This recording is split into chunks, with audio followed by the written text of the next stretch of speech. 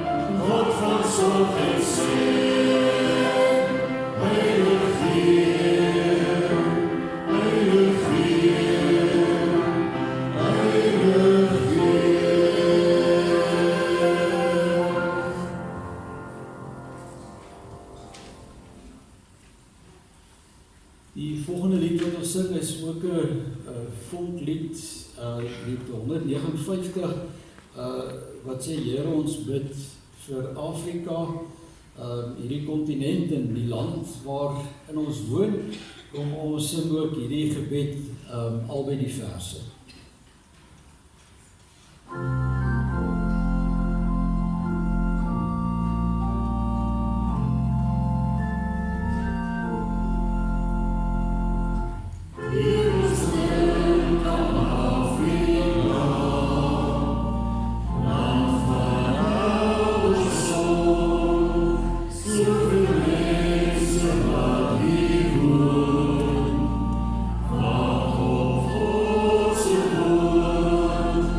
Mensen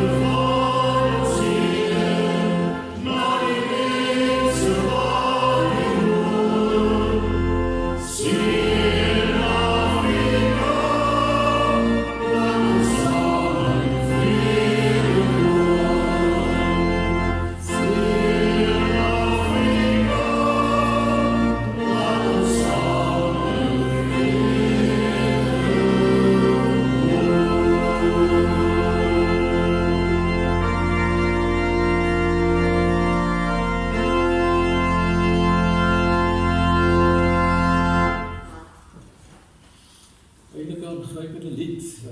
Baie dankie aan die en gemeente daarvoor. Ons volgende lied is ook Vonk 396. Ons behoort nie aan onsself nie. Kom ons sing hiervan ook al 3 die verse.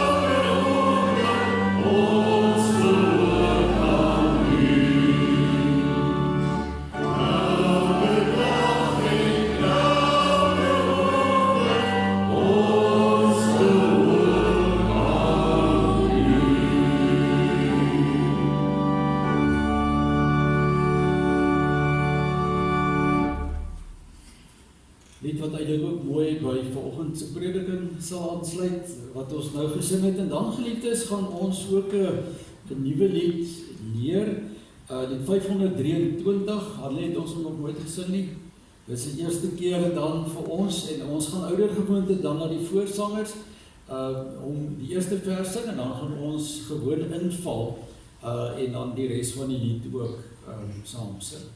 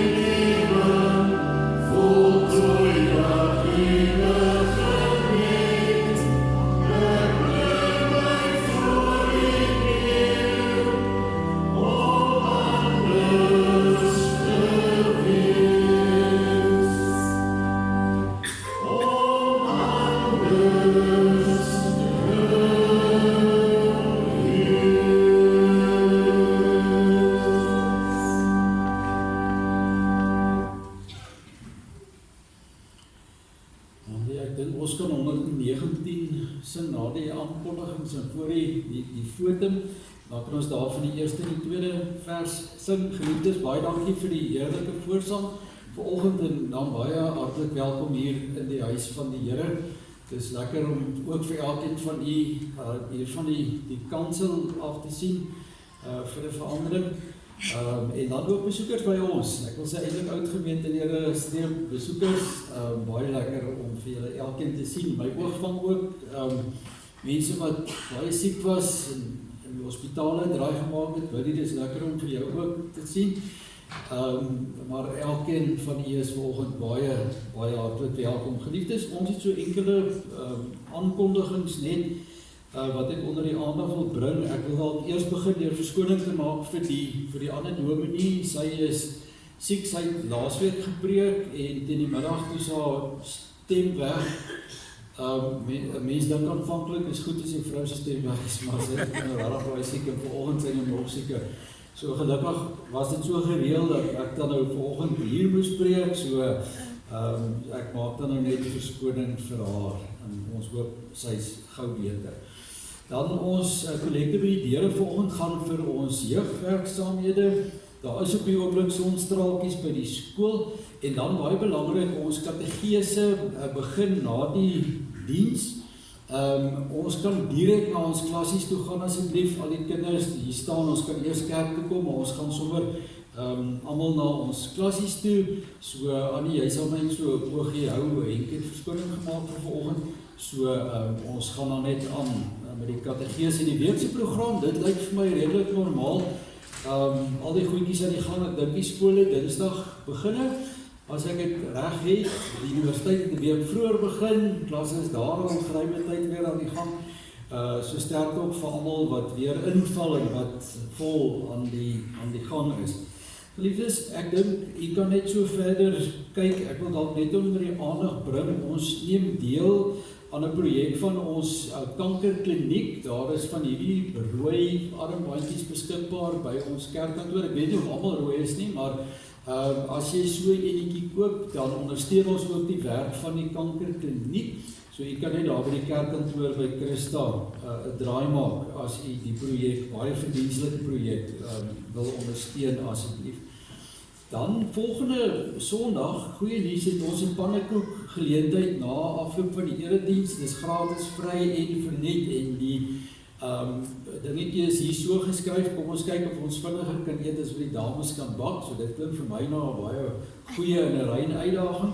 So volgende week moet jy nie net verdwyn na die diens nie, kom eet 'n lekker pannekoek voor die huis toe gaan. Ek wil nou nie sê ek hoop is nog so koud volgende week nie, maar pannekoek is altyd lekker. So kom ons waardeer ook hierdie gebaar van ons vrouens.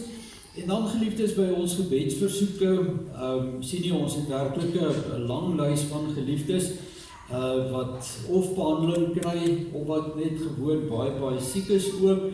Ek het 2 name wat ek wil byvoeg, die naam van Jenny Ludik en dan ook Callie van der Merwe. Mense wat so net voor en oor die naweek ook siek geword het. Kom ons dink ook aan elkeen van hulle. Ons dink ook aan Jackie Marie, wat haar broer aan die dood afgestaan het, en ons dink steeds ook aan Stefan se moeder Elsie, wat daar in die Kaap ook baie siek is. Ons gebede gaan uit na elkeen van hulle. Geliefdes, kom ons gaan sing lied 119, Heilig is die Heer. Ons gaan daarvan sing die eerste en die tweede verse. Daarna gaan ons net in stilte verkeer vir 'n paar oomblikke en dan sal ek aangaan en die fotum en die seëngroet hanteer. So kom ons sing hierdie lied oor die heiligheid van die Here.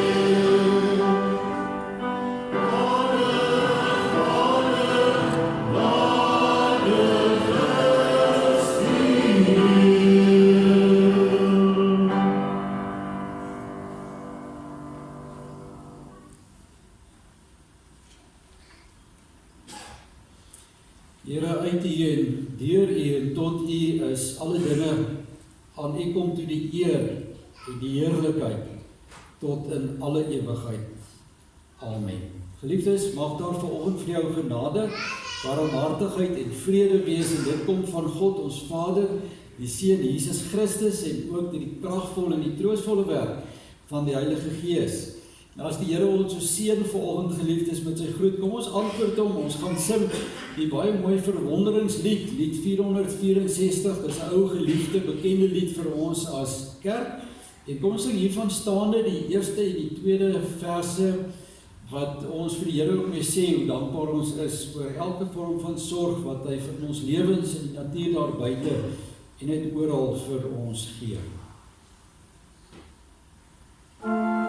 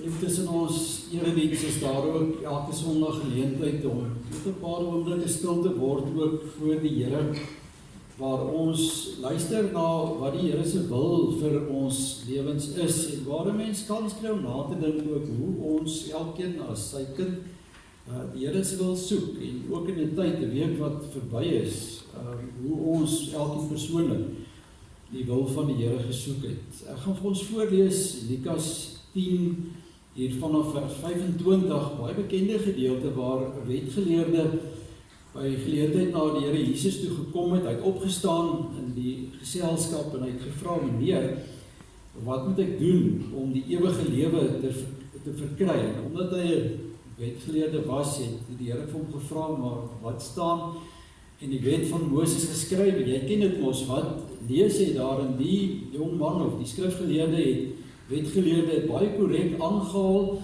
en gesê, jy moet die Here jou God lief hê met jou hele hart en met jou hele siel en met al jou krag en met jou hele verstand en jou naaste soos jouself. Die Here antwoord hom toe en sê, jy het reg geantwoord, doen dit en jy sal die lewe verkry. Miskien het daar in daardie oomblik dan iets gebeur waar die Here kon sien ook uit hierdie man se lyfstaal dat hy dalk nie so wonderlik reg gekry het om dit te doen nie. En daarom wou hy homself handhaaf en hy vra toe vir die Here, maar wie is my naaste? Teenoor wie moet ek dan nou met die liefde van God optree? En die Here vertel toe hierdie verhaal. Hy sê, eendag was daar 'n man op pad na Jerusalem, van Jerusalem af na Jerigo toe, en rowers het hom aangeval. Hulle het hom kaal uitgetrek en hom geslaan, dat hy half dood bly lê en toe pad gegee. Toe gebeur dit dat 'n priester met daardie pad langs kom, en toe hy hom sien, gaan hy ver langs verby. Net so ook het daar 'n leviet by die plek gekom, en toe hy die man sien, gaan hy ook ver langs verby. Maar 'n Samaritaan, wat op reis was, het op hom afgekom, en toe hy hom sien, het hy hom innig jammer gekry. Hy het na hom toe gegaan, sy wonde met olie en wyn behandel en dit verbind. Toe het hy hom op sy rydier gehelp en hom na 'n herberg toe geneem en hom daar verder versorg. Die volgende dag haal hy 2 muntstukke uit en gee dit aan die eienaar van die herberg en sê, sorg vir hom. En as jy meer onkoste met hom het, sal ek jou betaal wanneer ek hier langs terugkom. Toe vra die Here, wie van hierdie 3 is volgens jou die naaste van hom wat onder die rowers verval het? Die wetgeleerde antwoord, die man wat aan hom medelee bewys het. En toe sê die Here vir hom, gaan maak jy ook so. Ek dink ons lees baie keer hierdie gedeelte dalk so 'n bietjie op 'n afstand, en ek weet ons gebruik dit baie om te vra, maar wie is my naaste? En dis nie eintlik wat die Here wil sê van wie is jou naaste nie. Naaste beteken, dis elke mens oor wie jy jou ontferm, wie jy soos hierdie gedeelte dalk sê by geleentheid innig jammer kry en dan doen wat nodig is om die lewe vir daardie persoon beter te help, om hulle in hulle nood tegemoet te kom.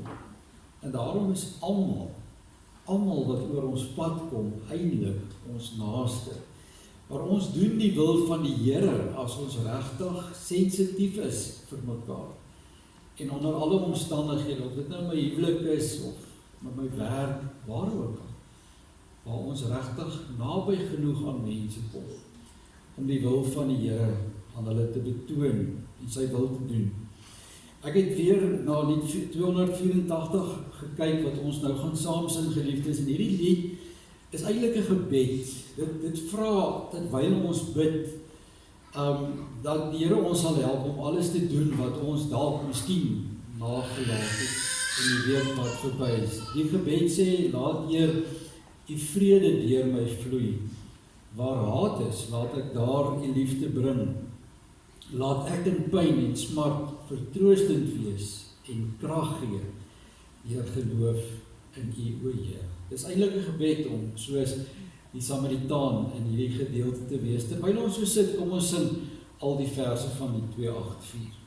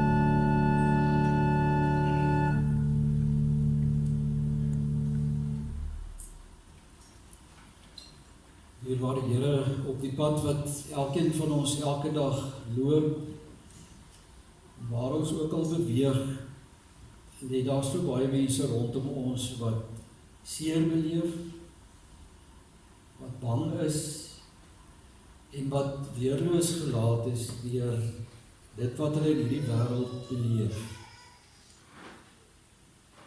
Here, dankie vir die verhaal wat U vertel het aan die wetgeleerde, waarin ons kan sien wat dit beteken om waarlik die liefde van Christus te leef. En wanneer ons ook hierdie lied saam gesing het, Here, en bewus geraak het van die talle plekke waar ons dalk maar verbyloop, bid ons dat U vir ons as 'n gemeente, vir ons as U kinders, met U Gees sal vul. Want dit is die enigste manier, Here, wat ons in beweging sal kom. Die enigste manier wat ons anders sal doen.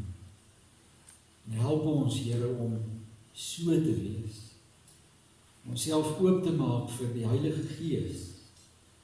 Nie net, Here, wanneer ons teruggaan na ons huise en ons beroepe, ons huwelike, ons verhouding met ons kinders, met die mense om ons nie, maar ook as ons nou as kinders gaan saamlees uit U woord, Help ons, Here, dat ons harte kan oopmaak, dat ons ontvanklik kan wees vir die Gees, sodat ons as gemeente kan hoor wat die Gees vir ons wil sê deur die verkondiging van u woord.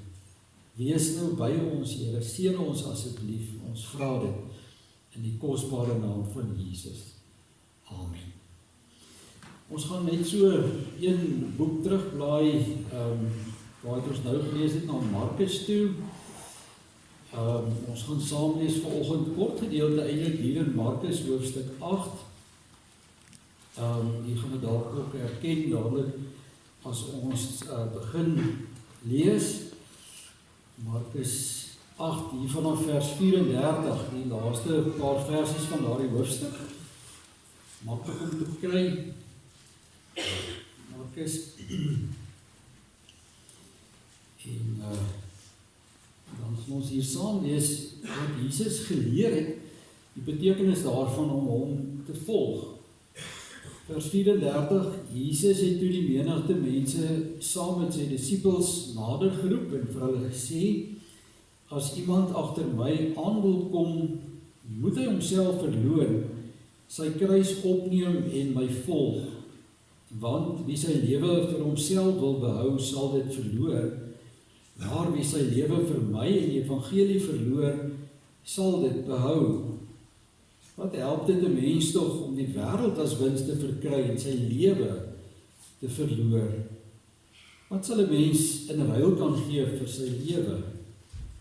Wie hom dan vir my en my woorde skaam te midde van hierdie ontroue en sondige geslag, vir hom sal die Seun van die mens hom ook skaam, wanneer hy saamkom met die heilige engele en bekleed is met dieselfde heerlikheid as sy Vader. Kort gedeelte, ons lees net dit vers saam. Ek wil dalk net die kernversie hier in die middel van hierdie gedeelte herhaal, hier by vers 35, want wie sy lewe vir homself wil behou, sal dit verloor, maar wie sy lewe vir my en die evangelie verloor, sal dit behou. En dan vers 36, hierdie vraag, wat help dit 'n mens tog om die hele wêreld as wins te verkry en sy lewe te verloor? En dan hierdie baie belangrike vraag, wat sal 'n mens kan gee in ruil vir sy lewe? Wat sal 'n mens kan gee in ruil vir sy lewe? En dan sinspeel Jesus natuurlik hierop die ewige lewe wat wag. Ek wil begin dalk vanoggend met die vraag, wie of wat is of was Narcissus? Dis eintlik was en is. Weet julle, wie of wat was en is Narcissus? Die dames onder ons gaan dalk dadelik weet van die tweede betekenis, die studente gaan dalk weet, as jy Griekse mitologie bestudeer het, van die eerste een, die figuur, wie hy was, weet julle wie hy was? Narcissus was eintlik maar net 'n figuur gewees in die Griekse mitologie, 'n jong man wat verlief geraak het op sy eie weerkaatsing in 'n poel water. Hy het eendag aan 'n woud gestap en toe hy daar by die water bekom te drink, toe sien hy sy eie beeld daar en hy het dadelik so aangegryp geraak deur sy eie weerkaatsing in die water, dat hy hom eenvoudig nie weer daar self kon wegkry nie. En die mite lei so, dat hy uiteindelik daar op die plek gesterf het. En dan gaan die Griekse mite verder deur te vertel, dat daar op die plek waar Narcissus dood gegaan het, wil hom weggevat het, daar 'n blommetjie opgekom, 'n pragtige blom, wat vandag nog, en dit sal die dames dalk ken, as die Narcissusblom bekend geraak het. Nou, hierdie blommetjie, as jy dit ken vandag, is nie net 'n herinnering aan die skoonheid van Narcissus nie, maar is eintlik ook 'n waarskuwing teen die gevaar om net op jouself gefokus te wees. Die naam Narcissus is natuurlik ook opgeneem in die moderne sielkunde om 'n geestestoestand te beskryf waarin mense vandag dikwels ly, naamlik 'n oordrewe selffokus, en ons noem dit ook dan nou narcissisme. En dit word gekenmerk onder andere deur eie waan, oordrewe behoefte aan erkenning, die voortdurende smagting aan die bewondering van ander mense, En dan baie slegter, net ruimte vir jouself, jou eie standpunt of opinie, en 'n totale onvermoë later om empatie of simpatie met enige ander mens te hê. Narcissiste, wat daaraan dui, is ook hypersensitief vir die kritiek van ander mense, en hulle beleef oordrewe gevoelens van verwerping en raak aggressief sodra jy van hulle verskil. En daarom, geliefdes, is dit eintlik baie moeilik en op 'n punt selfs onmoontlik om saam met 'n narcissist te lewe, want die temalied van 'n narcissist se lewe kan eintlik maar die bekende lied wees wat Joan Armatrading gesing het, Me, Myself and I. Nou, in hierdie tyd, soos jy na my geluister het, sal jy dink, ek ken ook wel sulke mense, en waarskynlik gaan jy nie ver verkeerd wees nie, want narcissisme in verskillende vorme was nog altyd daar gewees, en mense het dit in 'n mindere of 'n meerdere mate. Maar wat meer kommerwekkend raak, geliefdes, is die feit dat narcissisme vandag nie meer net tot individue beperk is nie. Dit is vandag nie meer die uitsondering, wil mense sê, op die reël nie. Maar dit het al vir baie jare eintlik soos 'n sosiale verskynsel geword. En vir etlike dekades reeds word daar geskryf oor narcissistiese kulture, om aan te dui dat dit ook hele gemeenskappe, hele groepe van mense se gedrag kan kenmerk. Dit het eintlik 'n samelewingskenmerk geword, waar selfgerigtheid selfs aangeblaas en beloon word. Gaan kyk maar vandag hoe baie sekere kunstenaars byvoorbeeld followers het. Daar's mense wat eintlik daarop aanspraak maak, kunstenaars, dat hulle meer aanhang as Jesus Christus in hierdie wêreld het. Soveel mense volg hulle, en so gaan hierdie mense eintlik op in hulle self, in hulle eie beeld en hulle eie selfgerigtheid. Nou is die vraag natuurlik wat dalk nou in jou gemoed opkom teen hierdie tyd, maar wat maak dit vanoggend so 'n belangrike saak dat daar daaroor gepreek moet word? Wat maak dit so 'n belangrike saak vir 'n geloofsgemeenskap? Die antwoord is baie eenvoudig, geliefdes. Die woord van die Here vir ons beleer dat selfgerigtheid nie 'n eienskap kan wees van die Here se kinders nie, en nog minder van geloofsgemeenskappe. As ons vandag daarvan beskuldig word, dat gemeenskappe daarvan beskuldig word, dat ons net selfgerig geraak het, dan mag dit nooit waar wees van ons as kerk van die Here Jesus nie. Hoekom nie? Want dit maak persone en dit maak gemeenskappe koud en hard en onherbergsame plekke om te weet. Dit maak ons eintlik maar iemand soos die priester en die leviet van wie ons hier gelees het, wat verbygestap het, selfs baie keer aan die mense, die naaste aan jou. Ons skrifgedeelte vanoggend herinner dat Jesus tydens sy aardse bediening op verskillende maniere eintlik met narcissisme of selfgerigtheid te doen gekry het. Selfs in die disipelkring van ons Here Jesus het hierdie selfgerigtheid van mense meer as een keer na vore gekom. Julle ken Matteus 18, waar hulle vir Jesus gevra het wie die belangrikste in die koninkryk was, hopelik in die hoop dat die Here sou sê, maar een van julle is eintlik die belangrikste in die koninkryk. Lukas 9 lees ons dat daar selfs by geleentheid 'n stryery onder die disippels uitgebreek het oor wie die belangrikste onder hulle was, waarskynlik omdat hulle wat in die geveg deelgeneem het gedink het, maar ek is dalk die belangrikste in hierdie groep. Maar ook onder die mense van Jesus se tyd wil ek sê, die Here ons meer as een keer teen die selfgerigtheid van mense vasgeloop. Die ryk jong man in Markus 10 en natuurlik die grootste van almal, die selfgerigtheid van die Fariseërs en die Sadduseërs wat gedink het, dis net ons in hierdie wêreld en net ons standpunt wat saak maak. En dit is teen hierdie agtergrond wat ons kan raak sien hoe die Here Jesus uiteindelik hieroor geoordeel het. Hoe die woord ding oor die selfgerigtheid wat baie keer so mense in gevange kan neem en hulle styf kan vashou. En die Here leer vir ons in hierdie gedeelte, dit is nie iets wat jy ooit kan regverdig nie. Dit is nie iets wat ons ooit kan aanvaar as die norm nie, en waar dit ook al voorkom, moet ons baie hard eintlik daarteen veg. En daarom spreek Jesus dit in hierdie gedeelte eintlik op 'n sekere manier aan. En hy beoordeel hierdie verskynsel van ons as mense, dat ons die wêreld eintlik vir onsself wil hê en vir onsself wil wen, vanuit 'n koninkryksperspektief. En ek dink geliefdes, dis nogal belangrik om hier te verstaan as 'n mens hierdie gedeelte wil lees, wanneer jy dit eintlik wil verstaan. Hy plaas dit eers binne die perspektief van die koninkryk van sy Vader. En uit hierdie standpunt beoordeel hy dan die selfgerigtheid van mense. Ons moet altyd onthou dat die Here Jesus eintlik twee dinge in hierdie wêreld kom doen het. Die eerste en die belangrikste vir die Here Jesus self was om die koninkryk van sy Vader in hierdie wêreld te kom vestig.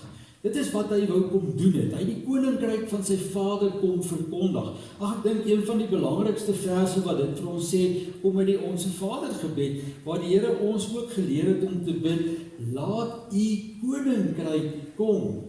En hiermee wou Jesus ons leer om te bid dat hierdie wêreld eintlik al sal wees soos die hemel, as ek dit baie eenvoudig kan stel. Dat hier in hierdie wêreld waar ons elke dag leef en woon en werk, dit eintlik sal wees soos in die hemel. En daarom lei hierdie bede ook verder, laat u koninkryk kom, laat u wil geskied soos in die hemel, net so ook hier op die aarde, uit die ou vertaling. Ander doel natuurlik, hoekom die Here gekom het, was om vir ons sonde te kom sterwe. Dat mense, as hulle van die Here Jesus Christus hoor, tot bekering kom en daarom ook deel kan kry aan die nuwe lewe. Want as die Gees jou dring, soos wat ons nou gebid het, geliefdes, dan leef jy volgens die reëls van die koninkryk. Dan is dit nie vir jou eintlik 'n baie groot uitdaging nie, want dit is nie meer jy wat lewe nie, sê Paulus, dis Christus wat in jou lewe. En Jesus, as hy dit moet beoordeel, as die Here moet dink oor iets soos selfgerigtheid, dan kyk hy daarna deur die bril, deur die lens van God se koninkryk. En wanneer ons ooit moet vra, geliefdes, of iets goed of sleg is, dan kan ons maar gewoon vra, het hierdie dinge plek in die koninkryk van God? En dit sien ons baie duidelik as Jesus tydens sy bediening hier in hierdie wêreld moes oordeel oor goed, dat hy altyd dink oor dit wat ons as mense doen, vanuit die perspektief van die koninkryk. En as dit dan nou kom by die selfgerigtheid van ons dag, waarmee baie mense vandag lewe, waarin hulle vasgevang is, kan ons gewoon vra, maar het dit 'n plek in die koninkryk van die Here? Mens kan dit eintlik 'n bietjie anders vra. Jy kan vra, sal dit voorkom in die hemel? Maar die Here wou gevra het, ons moet reeds hier vra, as ons leef asof hierdie die koninkryk van God is, gaan hierdie ding 'n plek hê hier in die koninkryk van die Here, as dit reeds hemel is op aarde.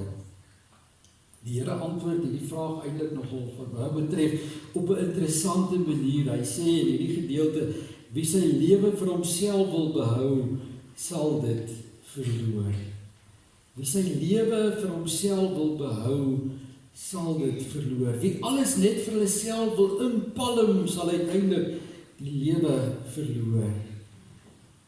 Woorde waarmee die Here eintlik waarsku, dat as 'n mens net hier in die wêreld vir jouself lewe, jy eintlik jou eie lewe kan verloor. Die Here stel dit eintlik hier in die vorm van 'n paradoks.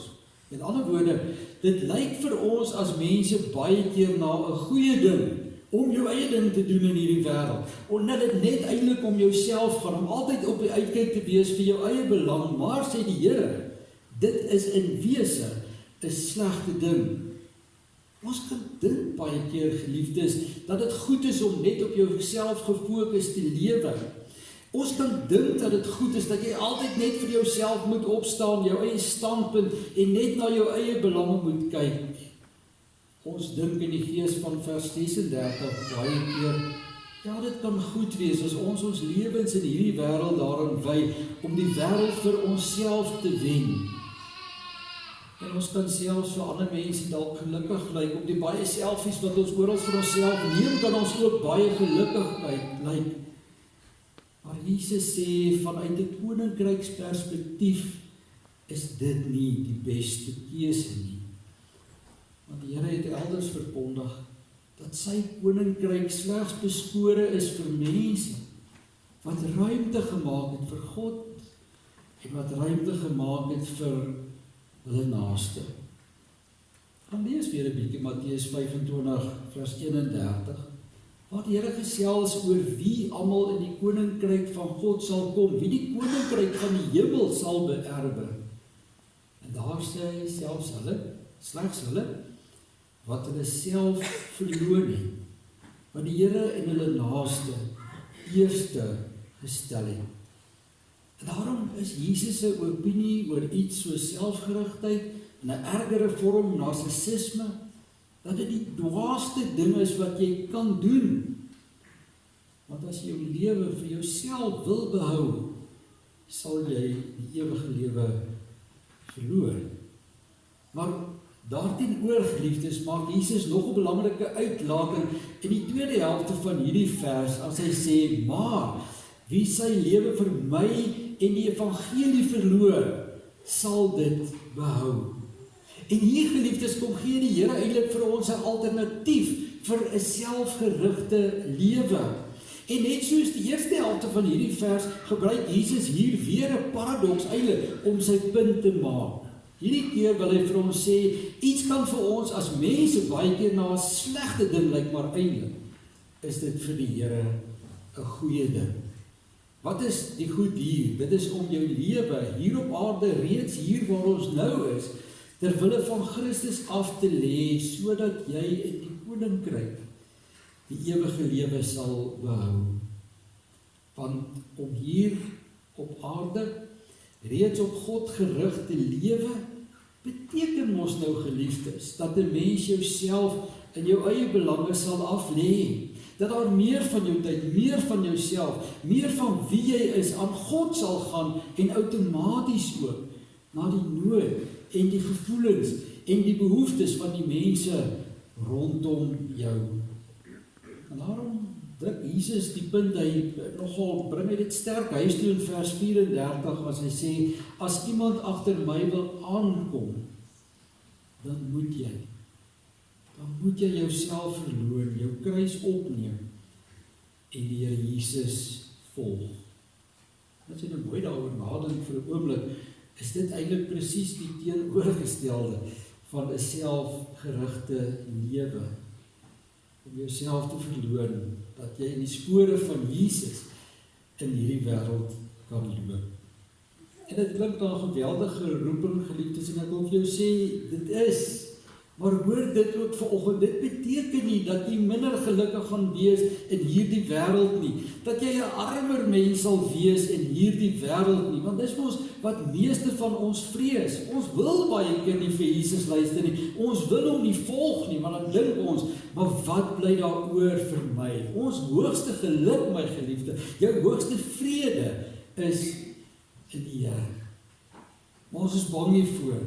En dis waar ons baie keer ook hierdie narcissistiese streep het, dat dit eintlik maar gaan oor onsself. Die Here wil vanoggend vir ons sê, daar kan niks verder wees van die waarheid, dat jy nie vrede gaan hê, dat jy nie vreugde gaan hê, as jy vir hom volg nie. Volg hom, en jy sal die ware vrede en vreugde eintlik in jou lewe ontdek.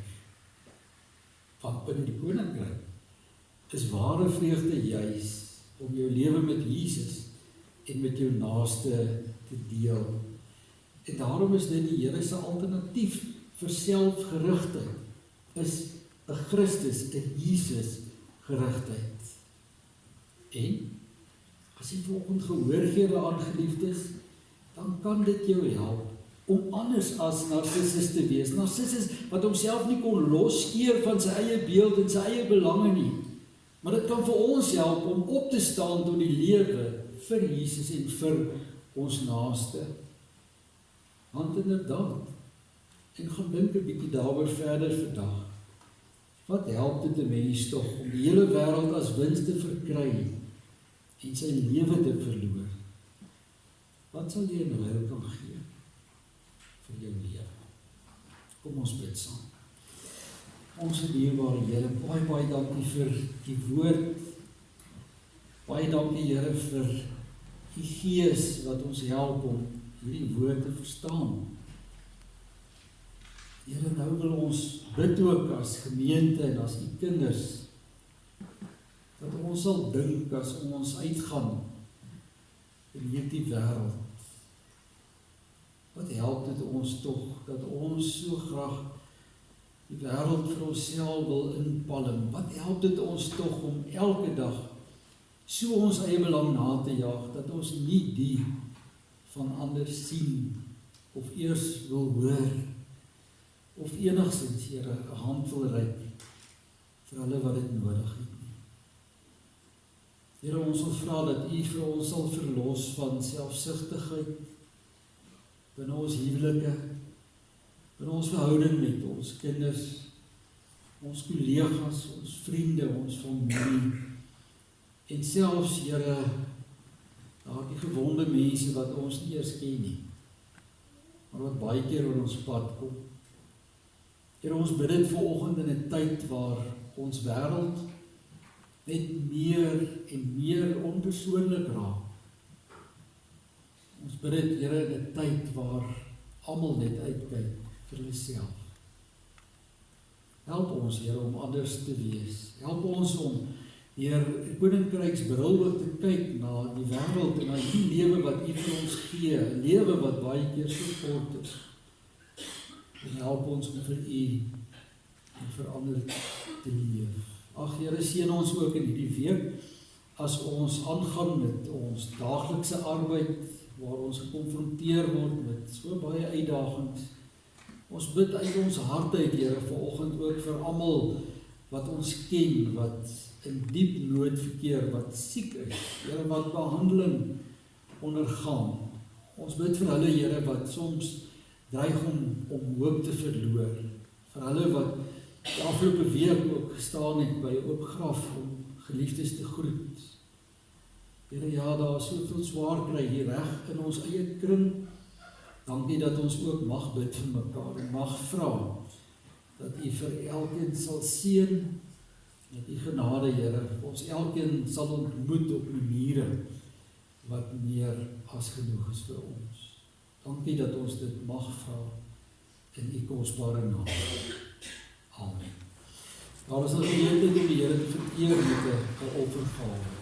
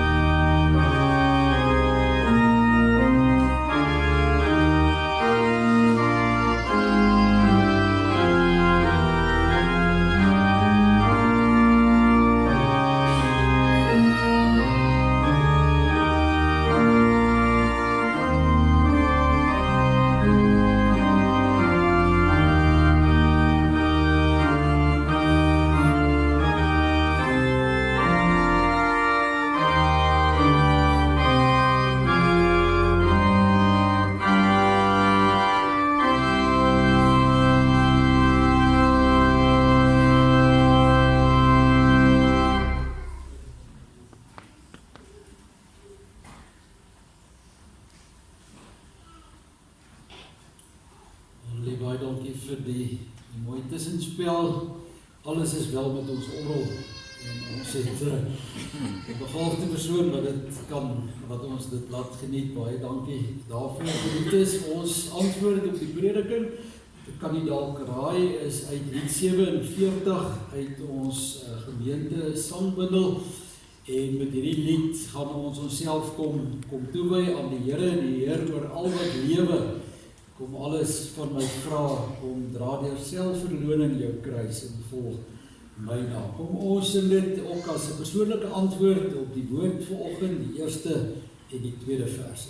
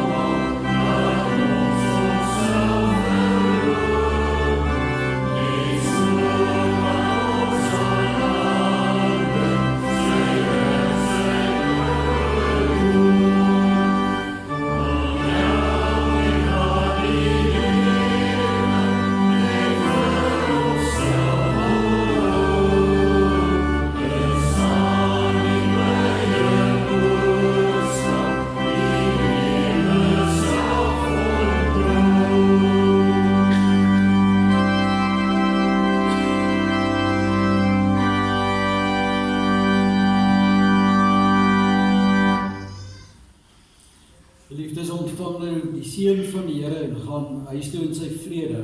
Die genade van ons Here Jesus Christus en die liefde van God ons Vader, die troostvolle gemeenskap van sy Heilige Gees, sal by julle elkeen wees en bly.